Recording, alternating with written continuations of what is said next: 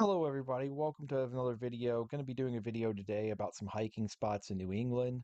The first one's going to be in New Hampshire. It's called the Balsams. It's a lodge that I believe is no longer in operation, but there's some hiking spots up near there where you can get good views. One of the hiking spots is called Table Rock. That's the one I'm going to show you in this video.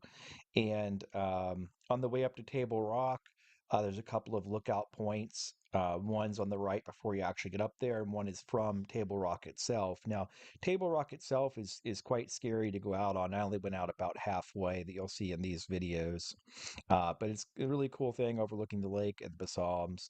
And if you're not up for hiking, you can also see the Balsams from the roadside, just not from as high up.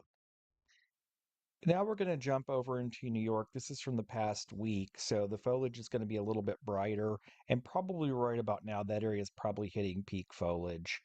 So the first hike I did is called Mount Joe. It's very close to Lake Placid.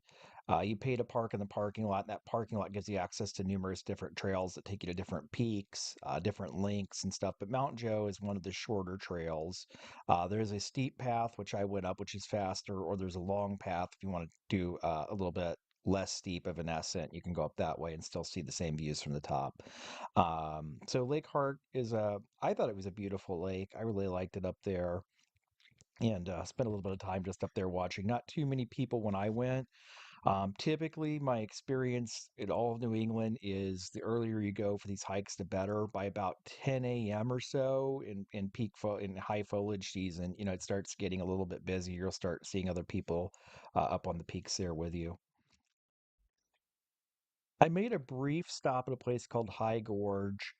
You do have to pay to use their trails, and their trails are pretty short. You see several waterfalls, but the trails are pretty short. So I would say budget no more than 1 hour if you're planning on stopping there.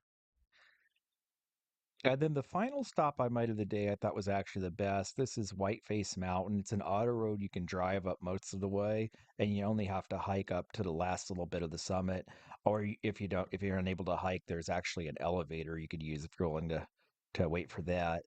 Or you could just enjoy the views from the part you can drive up to. But it's really scenic up there. I thought it was really nice. The road's nice and wide. You don't really drive near the edge or anything. There's nothing scary or challenging about getting up there, and any standard vehicle will do.